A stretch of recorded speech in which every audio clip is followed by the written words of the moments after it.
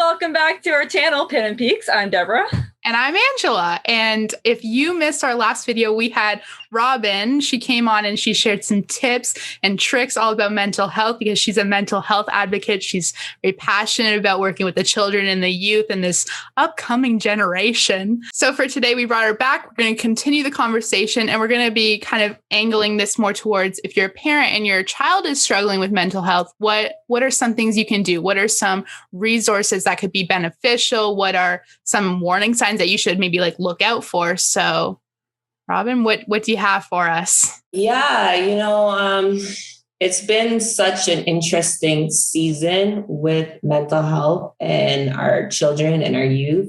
A lot of their safe spaces have been taken away from them. So their schools, their community centers, their playgrounds, and a lot of things that would keep them active and a lot of outlets that would keep their mental health on, I guess, the positive end of the spectrum. So I know, at least within my work, a lot of parents are having a hard time just even being able to identify when things are a concern within their home. So I think one of the things to look for is the consistency. We know with teens that they can be moody sometimes and, they pull away and whatnot. However, the average teen will still come around. So as a parent, you want to look at the consistency, but also the changed behavior. So you may have a child who was pretty outgoing, and all of a sudden you find that they are a bit more reserved. They're in the room a lot, or they're on their phone a lot. And that has been consistent for weeks on end, maybe about 2 weeks. Even if it was a week, and again, as parents, we know our children, even if it was a week, I would start to get concerned because a week is a long time for somebody to stop engaging, So you're looking at that changed behavior. What is now different about your teen? What is now different about your child? And is this happening consistently? So those are some signs that you can look for when it comes to depression and maybe even some substance use, right? A lot of the times when youth are engaging or experimenting in different drugs, there's a lot of privacy, there's a lot of secrecy. So you want to be looking at that change behavior and how long it's occurring. When it comes to anxiety now, that's a bit different. I know in my last video, I spoke about how, I was the kid that nobody wanted in their classroom and troublemaker and all that stuff. But that was my anxiety presenting. And a lot of the times we don't know that depression and anxiety can look different in teens and in children especially. So your child, you may have had a child that was really reserved and, lack of a better word, easygoing. And all of a sudden they're really tense. And if, for example, you're wanting to say, hey, let's go outside, let's go for a drive. And there's a different reaction. It may be yelling, it may be storming away. It may even just be silence. Even sometimes with myself, when I'm experiencing anxiety, I'll go silent, right? So again, it's that changed behavior and the consistency of it, how long it's going. But I really want parents to know that each of us are unique.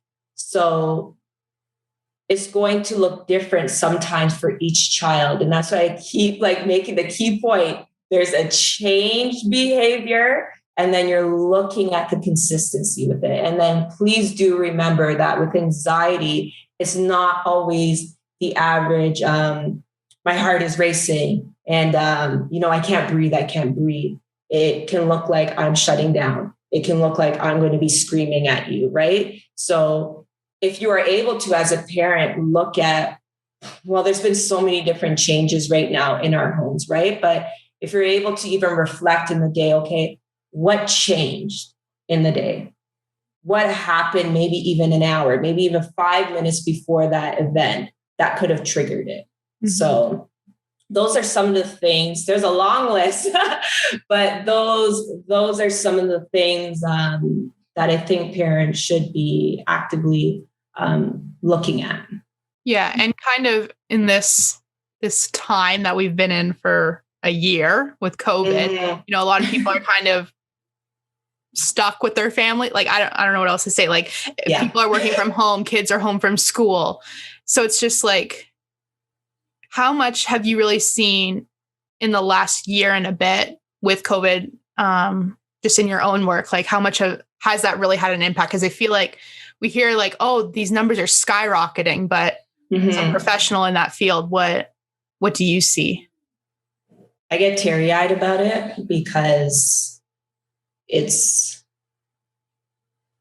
been a huge impact. And unfortunately, I'm not going to cry, but unfortunately, in society, we don't hear about this a lot on the news. And families and our children, they are not doing okay. And, one thing that I see within my work is a lot of teens go missing. Mm. And majority of the time, at least within this season that we're in right now, is because they've had enough, whether their home is toxic or they have had enough, and then they go missing. In the news, we don't hear about what happens, but in my work, I unfortunately learn what happens. And it's taking a toll on families, because this isn't good for the mind. This isn't good, being secluded and whatnot. And unfortunately, on the flip side, however, with youth, because I work in like an intensive services department. So this is with teens that need a bit more of an intensive support. So more one-on-one on a consistent basis. Some of these teens haven't left their house in 2 years. COVID comes around and it's like, well, now I have a reason to not leave, right? So it's hard on both ends for those that have the difficulty leaving their house. And now it has made it, I don't have to leave my house. And then for those where they need that, they need to be able to leave. Again, going back to those safe spaces, a lot of just are missing, or they're not getting the help that they need. They're just glued on video games or consistently on YouTube or just zoned out. So yeah, it has taken a huge toll on our society, both family and children. That's really sad. What are ways that parents can kind of create a safe space in their home? Mm-hmm. Like, I know a lot of homes aren't big.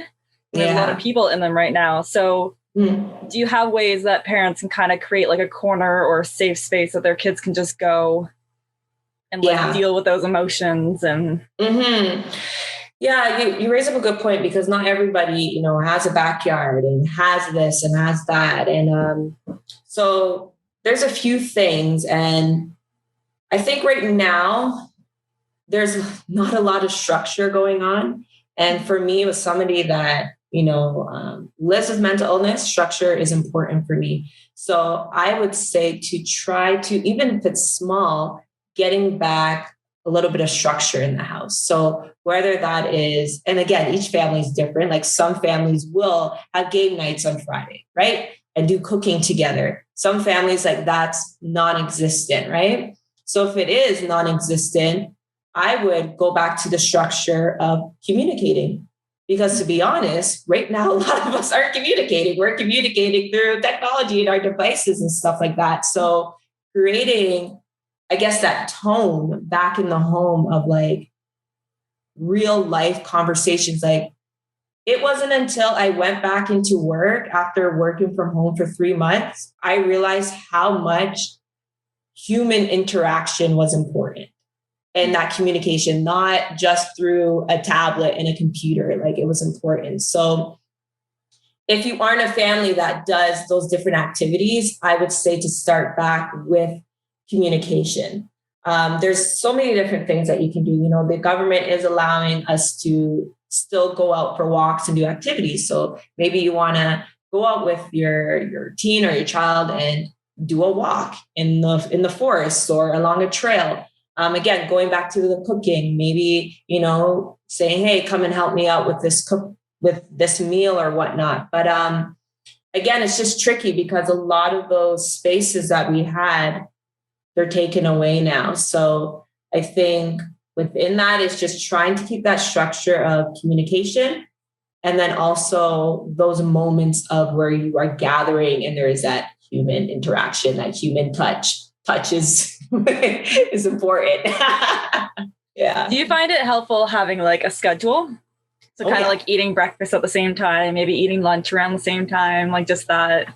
Yeah. I know I lose track of days when I'm home and I'm not. That's helpful for me. I know for some people it's just like, no, that's not helpful for me. And again, because everybody's different, but I know for me, because I've tried to do the opposite. I know for me that if I have a structured time or agenda until 12 at noon, like that's usually when I need to take a break. But it's a lot more helpful. And you'll find it's going to be helpful for your kids because this is what happens in the classroom. I was working in the schools for probably almost 7 years, and that's the structure, right? And now that's been taken away. So bringing that back in, over time, you should start seeing a difference. Yeah. And I know, like you're saying, with everyone being at home a lot, like especially kids, are turning to like video games and their phones a lot more. And we were talking about this like off when we weren't recording, to really just for the parents to be mindful of what they're watching, what they're listening to, what they're spending this free time that they just basically were given.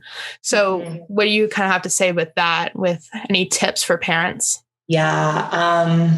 Again, and I think we have been talking about internet safety as a society for a while now, but I'm thinking perhaps if I share a bit of my own personal story, it will perhaps open the eyes to what the internet is capable of. So when I was a teenager, again, I spoke about this in the previous video about, just dealing with my depression in high school, but also issues with eating. And there is a whole community online that is pro-Anna, they will call it, or pro-Mina, pro-Mia. And these are all communities that are for eating disorders or unhealthy eating patterns. We also have communities that unfortunately encourage suicidal thoughts and whatnot. And what is so scary now is that there's so many different platforms. You know, we have Instagram. Does anybody use Twitter? I don't even know.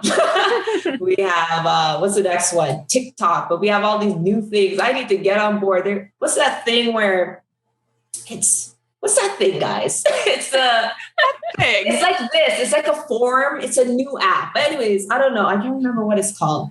But so there's all of these different things that can be, unfortunately, encouraging your youth to participate in things that are not safe. So please, as a parent, and I know it's hard sometimes to monitor what your child or what your youth is what they're doing on the internet, but these things are out there. A lot of the times when youth are secluding and isolating and they're feeling alone, nobody gets me, they'll turn to these different groups, these different hidden Instagram pages, and we'll talk to people because it's like, well, this person gets me. And the next thing you know, you have two people that aren't doing well encouraging each other to participate in activities that aren't safe. So as a parent, well, not as me as a parent, but like as a parent, I would be really aware of how long internet usage is, which is interesting because everybody's on the internet right now, but more so looking at the change behavior again and the consistency, because those things are out there. Yes, there are positive apps and positive Instagram pages and whatnot, but when you are a youth that feels like nobody gets you and alone, you unfortunately seek out these communities. So again, please, parents, just be aware and have these conversations with your teen, with your child as well too, so that if they ever do stumble upon these pages or these communities, hopefully a red flag will go off and they know that, okay, yeah, this person gets me, but are we having healthy conversations? Are they encouraging me to live a positive life? Mm-hmm. What is, speaking of like parents talking to their kids, what is a way that parents can approach their kids about topics? Because I know sometimes they don't want to be, that nagging parent, or maybe they're being really aggressive about it, like kind of in your face. So kind of what's a way that they can approach them and not, just approach them. Don't be aggressive. Don't be aggressive. Don't be aggressive. Or even I think sometimes parents shame their kids. So don't be aggressive and come from a perspective of understanding. So some of the parent groups that I'll run is parents are just like, I just don't get it. Like, we went through worse when we were kids and we're not acting like this and whatnot. And then they will go and say that to their kid. And the kid's like, great, and I feel even worse. So trying to come from that point of understanding, but this will be interesting because you'll be like, well, I don't understand. And it's going back to approaching the conversation of, let's be real, like, things have been different. Like, this is just an example. Things have been different. I've been noticing A, B, and C. Can you help me understand like what's going on? Has anything changed? Sometimes, your child, your youth may respond. Other times they may not respond at all. And to be honest, that's usually the case. They won't respond. And sometimes I find like with the teens I work with, it's, well, I don't really know how to express what I'm going through. So I don't know how to tell my parents that. Or again, I feel like they don't want it. They won't understand. So you can, as a parent, like be persistent, but also like allowing that space, and through being persistent, start looking for help, whether that's a parent group that you can go to learn different skills, learn how to help your teen or your child. But also in the meantime, looking for different services for them. But definitely like do it from an approach of like, you're trying to understand. And I notice that things have changed. And, right now it is kind of a sucky time. And I'm here if you need anything, just let me know like how I can help you and whatnot. So but again, every family is different. It could be like a mom or a dad just going and hugging, and that's enough, right? So, but again, even with that hug, there's a sense of I'm trying to understand, or I want to understand. Yeah, like I think that's probably one of the most important things, like at least what I would think, because when you're in like one of those spaces or thoughts, like I don't really know the word, but you mentioned this, I think it was in the last video, like you feel alone, like no one understands you. So it's like, even just like you guys were saying, like if someone messages you saying like, hey, how are you doing? If someone comes and gives you a hug, it's just like they're there for you. They've got your back. They want what's best for you. And at the same time, they're not like nagging you, like you said, like, oh, what's wrong? Like, why don't you tell me? And then they're getting frustrated at you because you're not answering. So I think that's probably a pretty good idea. Just like whatever you do, like whether that's a hug, a text, a conversation, like do it genuinely and do it out of love for that person. I think it's just like letting them know that they're seen and they're heard. And another thing that I want to add is like parents advocate for your child, because, sometimes it can get to the point where, your teen or your child is isn't able to advocate for themselves, whether they're in that depression state where they have not left the room. Like, these are real cases, like have not left the room for a month and they're not showering and stuff like that. Seek help and advocate for your child. One agency doesn't work, try another. And I know it can be so stressful even on the parent as well, because it can present different anxiety for you and different emotions. But do try and reach out to your community, to your church, if they're able to help in any other way. Like, I think sometimes within the family, it's within the family and that's it. But, if things are getting to a crisis point, advocate for your child. Like, even with my clients, I advocate for them. It's so important, especially when that individual doesn't have a voice at the time. Mm-hmm. So you mentioned like reaching out to a church. Mm-hmm. So how has reaching out to a church community helped in your journey? Well, you know what? There's this thing going around called connect groups, I believe. The little groups that I think some churches have it where you meet throughout the week. And that has been really helpful because it's been a community for me. A small group of, well, in my case, it was women that understood. And they understood by learning and listening to my journey. So whenever I needed help in an area, they were there. So if you are a part of a church that provides the opportunity to be a part of those communities, I would definitely encourage it, because we're also not meant to do this life alone. So, when you're part of this community and you reach out, hopefully the feedback you receive is people helping you out, whether it's with dinner or, okay, I'm going to drop you to a grocery store, just whatever, sometimes it's prayer. That has been extremely helpful for me. It's one of the things I miss the most is my connect group and having my community of girlfriends to kind of lean on during tough times. Yeah. And yeah, I think that's a really good point, because right now, this is not normal. This is not what any of us are used to. So it's like all of a sudden, basically just the world shut down and now we're all by ourselves. And it's like, if you live alone, then you're really by yourself. Uh-huh. I need that human interaction. I need to see people. Yep. Yeah. But kind of with that, besides the church, like what other resources do you recommend?